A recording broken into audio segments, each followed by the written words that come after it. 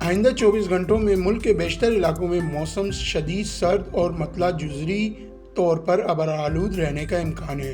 پنجاب کے میدانی علاقوں اور بالائی سندھ میں دھند پڑنے کا بھی امکان ہے۔ محکمہ موسمیات کے مطابق ملک کے بیشتر علاقوں میں موسم سرد اور خشک، جبکہ شمالی علاقوں اور شمالی بلوچستان میں شدید سرد رہنے کا امکان ہے۔ دوسری جانب محکمہ موسمیات کے ڈائریکٹر ظہیر الدین بابر کے مطابق رواں برس دسمبر غیر معمولی طور پر خشک جا رہا ہے۔ دسمبر میں ہونے والی بارشوں کا آخری 10 دنوں میں بھی امکان نہیں۔ جنوری فروری میں بھی کم بارشوں کا امکان ہے۔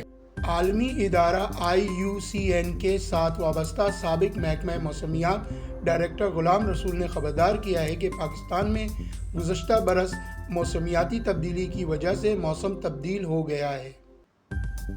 دسمبر کے آخری دنوں میں اسلام آباد میں رات کو درجہ حرارت 0 ہو جاتا تھا، جو اب 3 تا 4 ڈگری سینٹی گریڈ رہتا ہے۔ دن میں بھی دھوپ کی حدت شدید ہے۔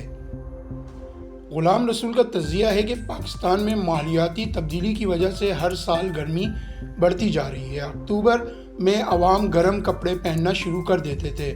انہوں نے متنبہ کیا کہ موسمیاتی بدلاؤ سے ملک میں سردیوں کا دورانیہ سال بسال کم ہوتا جا رہا ہے۔